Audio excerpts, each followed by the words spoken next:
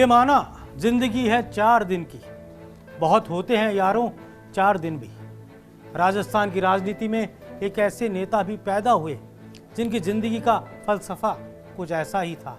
खुश मिजाज थे और हर दिल अजीज भी। इस शानदार सियासी हस्ती ने राजस्थान के मुख्यमंत्री का पद भी संभाला। नमस्कार, मैं हूं योगेश शर्मा। अध्याय के इस एपिसोड में सुनाता हूं राजस्थान के मुख्यमंत्री रह चुके बरकतुल्ला खान की राजनीतिक गाथा। उनकी कहानी बिल्कुल फिल्मों की तरह थी, चाहे राजनीतिक सफर हो या फिर शादीशुदा जिंदगी। देश के राष्ट्रपति के चुनाव में नीलम संजीव रेड्डी की पराजय और वीवी गिरी की विजय के बाद तत्कालीन राजस्थान के मुख्यमंत्री मोहनलाल सुखाड़िया को बड़ी राजनीतिक कीमत चुकानी पड़ी। सत्ताधारी दल में बहुमत होते हुए भी मोहनलाल सुखाड़िया को मुख्यमंत्री पद से त्यागपत्र देना पड़ा। अंतरात्मा की आवाज पर इंदिरा गांधी के उम्मीदवार का साथ देने वाले 5 विद्रोही विधायकों में से एक बरकतुल्ला खान को मोहनलाल सुखाड़िया के स्थान पर राजस्थान का मुख्यमंत्री मनोनीत कर दिया गया। उस दौर की इस अनूठी राजनीतिक घटना ने मोहनलाल सुखाड़िया के मुख्यमंत्री पद पर सबसे लंबे कैरियर को विराम लगा दिया। आगे चलकर अंतरात्मा की आवाज पर इंदिरा गांधी का साथ देने वाले शिवचरण माथुर को भी मुख्यमंत्री की कुर्सी नसीब हुई थी। सुखाड़िया के पद से छुट्टी होने के बाद जोधपुर के बरकतुल्ला खान को मुख्यमंत्री बनाया गया। वो राजस्थान के पहले मुस्लिम मुख्यमंत्री कहलाए। उनके बाद अब तक कोई दूसरा मुस्लिम चेहरा मुख्यमंत्री नहीं बन पाया। आइए पहले आपको बता देते हैं देश में कौन कौन अब तक मुस्लिम चेहरे मुख्यमंत्री के पद पर रह चुके हैं। उसके बाद फिर बरकतुल्ला खान के जीवन पर प्रकाश डालेंगे। जम्मू कश्मीर में अब तक 9 नेताओं को मुख्यमंत्री बनने का अवसर मिला। ये सभी मुसलमान थे। इनमें गुलाम मोहम्मद सादिक, सैयद मीर कासिम, शेख अब्दुल्ला, फारूक अब्दुल्ला, मुफ्ती मोहम्मद सईद, गुलाम नबी आज़ाद, उमर अब्दुल्ला और महबूबा मुफ्ती। इनमें से अधिकांश एक ही परिवार से निकले हैं, चाहे वो अब्दुल्ला परिवार हो या सईद परिवार। जम्मू कश्मीर के अलावा 6 राज्यों में भी मुस्लिम चेहरों ने मुख्यमंत्री का पद संभाला। कोई मुस्लिम मुख्यमंत्री जम्मू कश्मीर में अब नहीं है, लेकिन लंबे समय तक वहाँ मुस्लिम चेहरा मुख्यमंत्री रहा।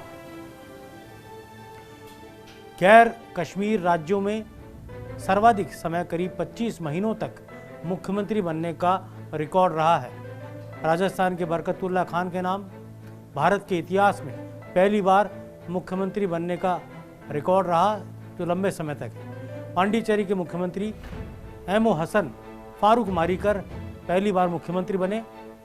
1967 में मुख्यमंत्री वो बने थे, वो भी गैर जम्मू कश्मीर राज्य के। हालांकि वो राज्य नहीं था, केंद्र शासित प्रदेश था। कांग्रेस के 5 मुस्लिम चेहरे अलग अलग राज्यों में मुख्यमंत्री पद पर वो रहे हैं। राजस्थान के मुख्यमंत्री रह चुके बरकतुल्ला खान के अलावा कांग्रेस नेता अब्दुल गफूर 1975 में बिहार में आपातकाल की घोषणा से पहले अप्रैल तक मुख्यमंत्री रह चुके थे। कहा जाता है कि अब्दुल गफूर को मुख्यमंत्री बनाए जाने के इंदिरा गांधी के फैसले के खिलाफ ही 1974 में छात्र आंदोलन की शुरुआत हुई थी। बाद में इसी ने संपूर्ण क्रांति का रूप ले लिया। इसी की वजह से 25 जून 1975 को इंदिरा गांधी को देश में इमरजेंसी लगानी पड़ी थी। ऐसा तात्कालिक कारण कहा गया। अब्दुल गफूर करीब पौने 2 साल मुख्यमंत्री के पद पर रहे। केरल में मुस्लिम लीग के सीके मोहम्मद कोया 1979 में मुख्यमंत्री बने, वो भी सिर्फ 53 दिनों के लिए मुख्यमंत्री रहे। मुस्लिम मुख्यमंत्रियों में सबसे कम उन्हीं का कार्यकाल है। मोहम्मद कोया सत्ता में हिस्सेदारी के फार्मूले के तहत मुख्यमंत्री बने थे। केरल में 1960 और 1970 के दशक में यूनाइटेड फ्रंट हुआ करता था। इसमें सीपीआई, आरएसपी, कांग्रेस और मुस्लिम लीग समेत कुल 6 पार्टियां शामिल थी। 1977 में जब यूनाइटेड फ्रंट सत्ता में आया, सीपीआई के पीके वासुदेव नायर मुख्यमंत्री बने। वो करीब 11 महीने मुख्यमंत्री रहे। नायर के बाद मुख्यमंत्री की कमान मुस्लिम लीग के हाथों में आई और सीके मोहम्मद कोया मुख्यमंत्री कहलाए। 53 दिन बाद विधानसभा भंग कर दी गई और राज्य में राष्ट्रपति शासन लगा दिया गया। कांग्रेस ने तीसरा मुख्यमंत्री महाराष्ट्र में अब्दुल रहमान अंतुले को बनाया। अंतुले 9 जून 1980 को मुख्यमंत्री बने और करीब 1.5 साल 12 जनवरी 1982 तक मुख्यमंत्री के पद पर रहे। अंतुले महाराष्ट्र में कांग्रेस के कद्दावर नेताओं में गिने जाते थे। कहा जाता है कि किसी मसले पर विचार करने के लिए इंदिरा गांधी ने उनसे राय पूछी थी तो उन्होंने पलटकर जवाब दिया था कि मुझे मुख्यमंत्री बना दीजिए, मैं करके दिखा दूंगा। इंदिरा गांधी को उनका यह अंदाज इतना पसंद आया कि अगले ही दिन अंतुले को मुख्यमंत्री बना दिया गया। अंतुले जो इंदिरा गांधी की पसंद से बने थे, अंतुले को मुख्यमंत्री बनाए जाने के करीब 6 महीने बाद कांग्रेस ने असम की कमान सैयद अनवरा तैमूर को सौंपी। अनवरा तैमूर देश में एकमात्र मुस्लिम महिला मुख्यमंत्री रही है, पहले भी और अब तक आखिरी भी। वो भी करीब 1.5 साल तक असम की मुख्यमंत्री रही। यह संयोग था कि इस दौर में करीब साल भर तक देश में अनवरा तैमूर और AR अंतुले के रूप में 2 मुस्लिम मुख्यमंत्री थे।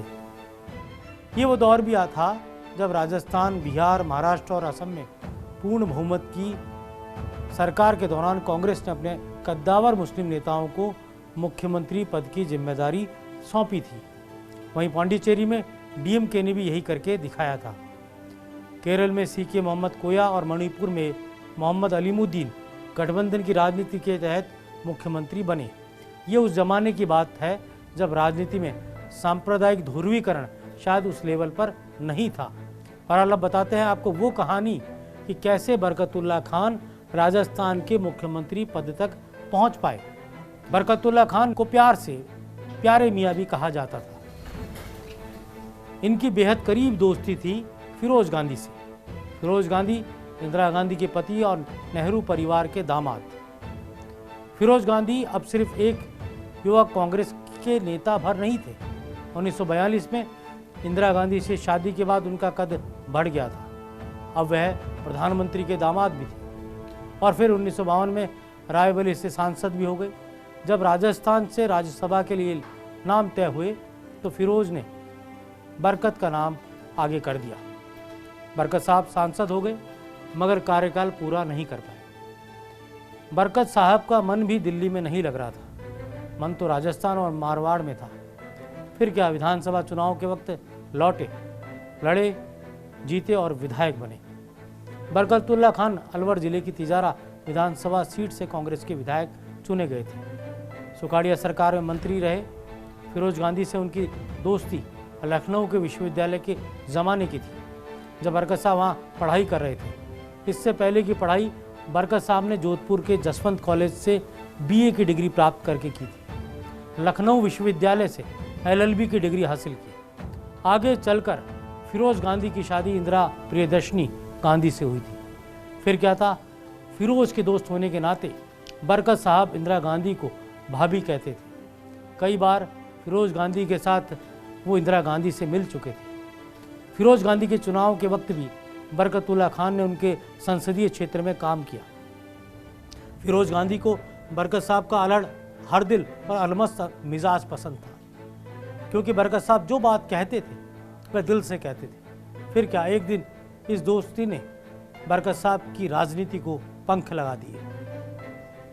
1971 में बरकतुल्ला खान एक राजनीतिक शिष्टमंडल के साथ लंदन की यात्रा पर थे। उस दौर में भारत पाकिस्तान की सीमाओं के बीच तनाव था, खास तौर पर पूर्वी पाकिस्तान में।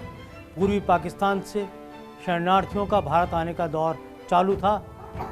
सीमाओं पर सेनाएं तैनात थी। इसी सिलसिले में आयरन लेडी इंदिरा गांधी ने एक प्रतिनिधिमंडल लंदन भेज रखा था। उसमें बरकतुल्ला खान भी शामिल थे।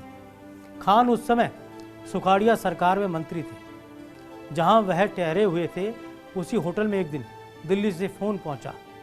फ़ोन था बरकतुल्ला खान के लिए। उधर से आवाज़ आई। आवाज़ थी PM मैडम की। बरकतुल्ला खान को ये कहा गया इंदिरा गांधी ने कि वापस राजस्थान लौट आओ, आपको राजस्थान का मुख्यमंत्री बनना है, आकर शपथ लीजिए। बरकतुल्ला खान ने कहा, जी इंदु भाभी। बरकतुल्ला खान के दोस्त की पत्नी होने के कारण अक्सर बातचीत में इंदिरा गांधी को वो भाभी कहते थे। हालांकि माजरा बरकतुल्लाह खान को ज़्यादा समझ नहीं आ रहा था, लेकिन राजस्थान लौट के सब समझ चुके थे। 9 जुलाई 1971 को उन्होंने राजस्थान के मुख्यमंत्री की शपथ ली। इसके साथ ही राजस्थान से सुखाड़िया युग की विदाई हो गई। राजस्थान के मुख्यमंत्री बरकतुल्लाह खान ने 2 बार मुख्यमंत्री पद की शपथ ली थी। 9 जुलाई 1971 से लेकर 12 मार्च 1972 तक बरकतुल्लाह खान राज्य के मुख्यमंत्री रहे। उस समय बरकतुल्लाह खान की आयु 51 साल थी। 1972 के चुनाव में इंदिरा गांधी ने बांग्लादेश बनवा दिया था। वो लोकप्रियता के चरम पर थी। उन्होंने इसका फ़ायदा संगठन और सत्ता को दुरुस्त करने में लगाया। राजस्थान में सुखाड़िया समर्थकों के बड़े पैमाने पर टिकट काट दिए गए। बरकतुल्लाह खान ने केंद्रीय नेतृत्व की सलाह पर अपने हिसाब से टिकट दिए, मगर एक टिकट ऐसा था जो उनके खुद से जुड़ा था।